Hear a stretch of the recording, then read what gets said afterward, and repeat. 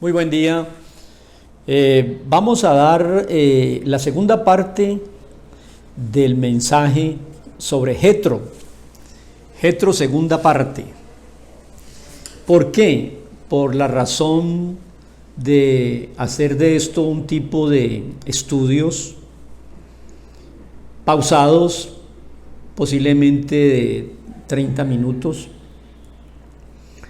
y agotar estos temas tan importantes, porque como lo he comentado con algunas personas que llaman o que tienen inquietudes, el estudio bíblico tiene, digamos, varias facetas, 4 en general, pero yo quisiera esbozarles 2 muy generales. La primera es historia sagrada.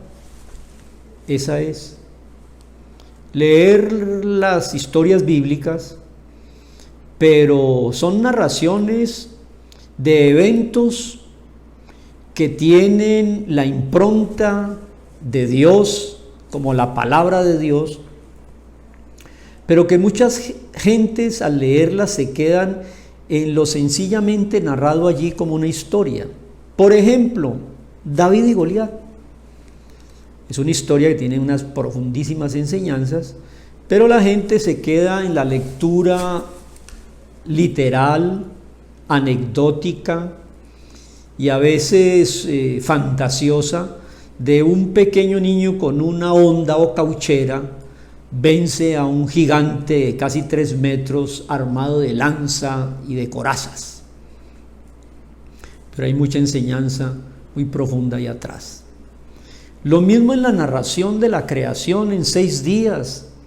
El 6º día hace al hombre del barro, infunde en él la vida en plural. Muy interesante todos estos detalles. Vida en hebreo es Jaim, y todas las terminaciones en la palabra o en las letras IN, IM son plural. O sea que le provee al barro que ha formado lejaim, vidas. ¿Por qué? ¿Hay más de una vida? Sí.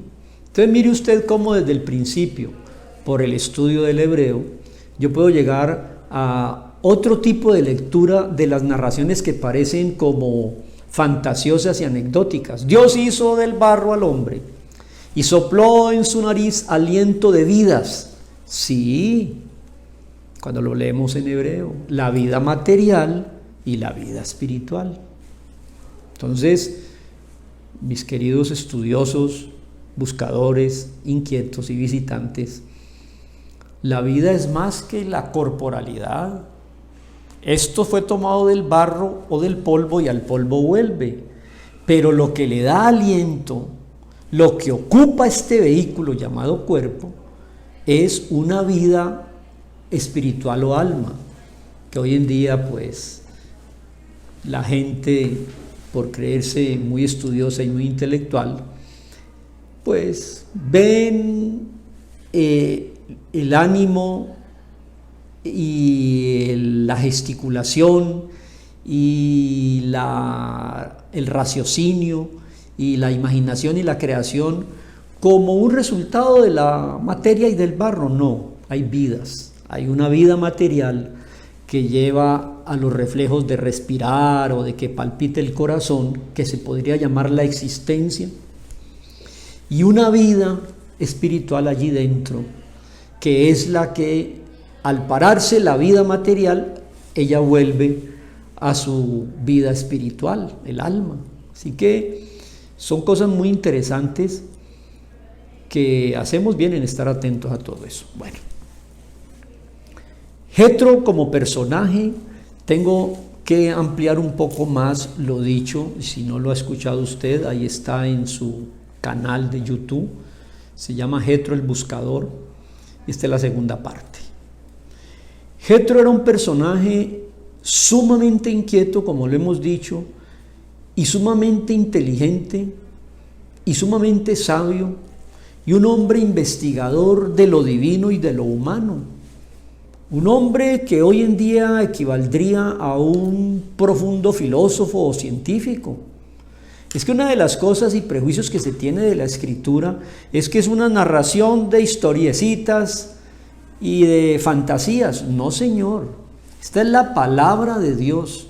Cielo y tierra van a pasar un día y esta palabra va a permanecer, porque todo lo que vemos fue hecho por Dios a través de su palabra. La palabra es creadora, la de Dios.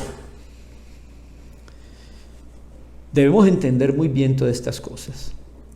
Entonces Jetro parece que era de la junta directiva del faraón. Escúchenme, ¿de dónde se sacan estas informaciones y estas nuevas visiones de lo que tradicionalmente ha sido para nosotros el estudio de la Biblia? De la profunda sabiduría e investigación de los poseedores y encargados del texto bíblico que han sido los hebreos. Y les asiste mucha razón. Y yo estoy haciendo aquí un llamado a cimentar nuestra fe en Jesús, nuestra fe en la palabra de Dios. Jesús es la palabra hecha carne. El Verbo se hizo carne y habitó entre nosotros. Todo lo que quieras conocer del Dios eterno, creador, infinito, Jesús lo ha dado a revelar. A veces dicen que es muy difícil conocer a Dios, que por qué siendo tan sabio y tan bueno no se manifiesta en una forma más fácil, y lo ha hecho. Lo que pasa es que la gente pasa con tantas preocupaciones por la vida que no se fijan en la evidencia que Dios está buscándose y revelándose a los hombres. Por ejemplo, en la naturaleza se revela. Estudia la naturaleza, las leyes. En las leyes cósmicas se revela. En la historia, en los países, en los conflictos, en las historias, allí está revelado Dios. Esto tiene un plan, esto tiene un principio y tendrá un fin. Y se reveló en la manera más clara, tomó forma humana. ¿Cómo le parece? ¿De qué manera puede el Dios eterno hacerse sencillo para entender? Pues que nos abre el lenguaje antropomórfico. Tomó forma de hombre en Belén, de las entrañas de la Virgen María, habitó entre nosotros y nos explicó en qué consiste la vida, el propósito y la trascendencia eterna, para que todo aquel que crea en mí, dice Jesús, tenga vida eterna.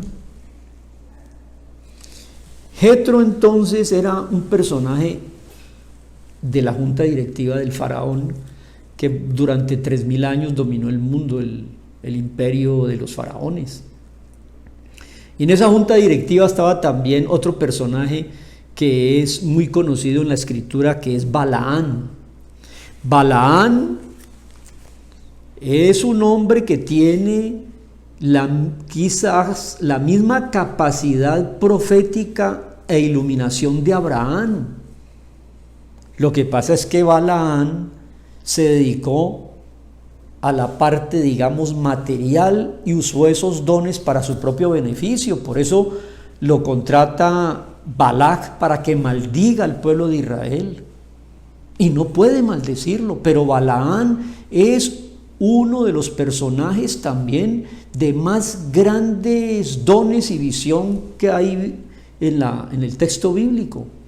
Como le digo, hay gente de grandes dones hoy día entre nosotros, los humanos, las gentes, pero que dedican toda esa sapiencia a cosas para su propio beneficio, ¿no? O para cosas que son para la maldad. Nosotros estamos abogando para que usted a sus vidas, la material y la espiritual, la enfoque en los principios de Dios para la bendición y la eternidad. Entonces la junta directiva era Jetro, Balaán y Job. Yo iba a leer el texto en el libro de Números para ustedes los buscadores inquietos, capítulo 22. Balac manda a llamar a Balaán. Balac es el enemigo del pueblo de Israel porque Israel es el portador del Dios verdadero. Entonces siempre ha habido esa disputa, el odio más antiguo. Todo el que se alinea alrededor de Jesús, su palabra, la Biblia y la verdad, sufrirá persecución. Y eso desde los pretéritos tiempos ha sido así. Balac llama a Balaam. Ven pues ahora, te ruego, le dijo Balac a Balaam, maldice a Israel porque es más fuerte que yo, dice Balac. Quizá yo pueda herirlo y echarlo de tierra, pues yo sé que él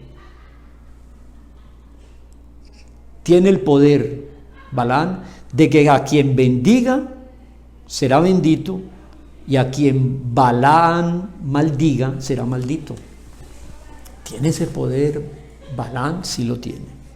Lo usa para mal. Entonces, Faraón preside la junta donde está sentado Balaam, lleno de poderes y de mala inclinación también, Jetro, buscador y sabio sacerdote de Madián, conocedor de todas las disciplinas y todas las filosofías y todas las búsquedas religiosas, y Job, un personaje extraordinario. Entonces la preocupación del faraón en esa junta fue qué hacer con este pueblo esclavo que está creciendo mucho y llega el momento en que van a ser mayoría y pone en peligro mi mando como faraón.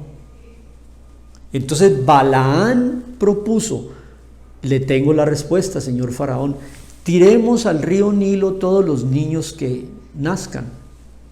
A las niñas déjelas vivas, pero a los niños tírelos al Nilo. De allí que por eso el faraón dio un edicto: comuníquese, publíquese y cúmplase, todo varón será arrojado al Nilo. Ahora usted está entendiendo la historia de Moisés.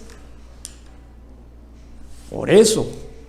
Entonces Balaam propuso: señor faraón, para que usted se perpetúe a través de su primogénito, para que herede y sigan heredando los primogénitos la realeza del mando de los faraones y Egipto sea eterno, entonces matemos a los niños que nacen arrojándolos al Nilo. Eso le pareció una gran propuesta al faraón y pidió que su junta directiva votara. ¿Quién está de acuerdo con la propuesta de Balaam?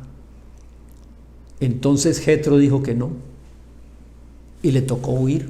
Por eso Jetro aparece en el capítulo 18 como sacerdote de Madián. Perdió el lugar que para muchos sería interesantísimo de ser de la junta directiva del imperio de los faraones. Y Job no dijo nada, cayó. Hoy en día podríamos decir que Job en esa junta votó en blanco. Eso está respondiendo entonces ahora la pregunta que hicimos en la entrega anterior. ¿Por qué sufre el bueno?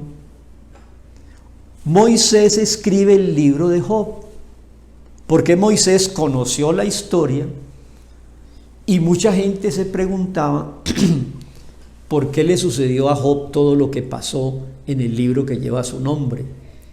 Moisés explica allí, palabras más, palabras menos, que Dios le hizo entender a Job que era muy cobarde su posición. Así que mis hermanos, estos son estudios que yo no puedo, ya llevo 15 minutos tratando de explicar todo este trasfondo que tiene todo el sustento de la investigación y de las citas bíblicas. Balaam, un hombre escogido por Dios, pero que inclinó hacia el mal porque tenía intereses económicos y materiales, y Balac, viendo eso, lo llamó, teniendo tanto poder, para que maldijera a su enemigo Israel. Y eso está en el libro de Números, lo veremos en otra ocasión dentro de estos estudios bíblicos. Jetro dijo que no podía apoyar eso y Job guardó silencio. Ahí tienen pues ustedes una explicación de por qué el libro de Job. Y entonces Satanás, sabiendo eso, va y lo acusa delante de Dios, pero eso es otro tema, mis hermanos. Yo lo que quiero es que demos un paso más allá, quitemos muchos prejuicios y entendamos que el texto bíblico es una narrativa maravillosa. Repito, la Biblia es la narración verídica, veraz, confiable, inerrante, apostólica, autoritativa, confiable, y lo repetiré hasta el cansancio. Y toda esa palabra y todas estas historias tienen enseñanzas para que nosotros, los buscadores, encontremos la respuesta en el único Dios verdadero que no quiere tu perdición sino tu salvación eterna, mi hermano del alma. Y ese es mi esfuerzo de buscar hacer la manera más sencilla para que entendamos el plan de Dios para los hombres y para las edades. Bueno, contestado entonces por qué sufrió tanto Job y contestado por qué el faraón decidió que murieran los niños, y contestado también las grandes capacidades, sabiduría de Jetro, el suegro de Moisés que vimos en la entrega anterior, que llegó a dar una conclusión maravillosa para terminar en el tema de hoy.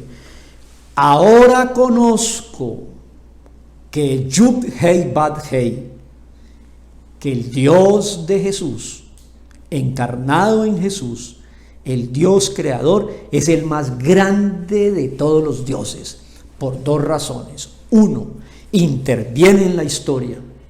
No se los lleva a las meditaciones y al faquirismo y a vivir en una cueva, no. Nosotros, mis queridos buscadores y creyentes, hemos sido escogidos por Dios para conocerle a Él y llevar a este mundo el mensaje de luz en medio de estas tinieblas. Sigamos hablando del Señor.